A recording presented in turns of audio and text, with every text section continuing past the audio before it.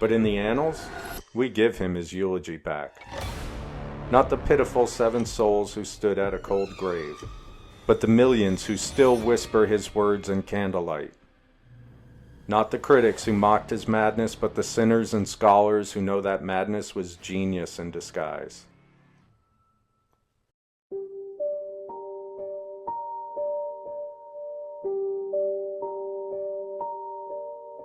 October went through empty But we loved with a love that was more than love, Annabel Lee. And though they call it shame, we know it was devotion, twisted, tragic, unrelenting. A love that survived the flesh, the fever, and the fire, and came back as poetry. Be silent in that solitude which is not loneliness, spirits of the dead.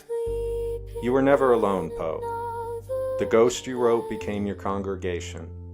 You built a church from despair, and we're all still kneeling in it. Leave no black plume as a token of that lie, thy soul hath spoken, the raven. They lied about you, called you drunk, cursed, doomed, but your words became the heartbeat of American night. Every horror film, every murder ballad, every shadowed stanza owns you its breath. This tragedy whose name is man, and its hero, the conqueror worm. You faced the worm and laughed. You let the dirt have your body, but you kept the soul for print.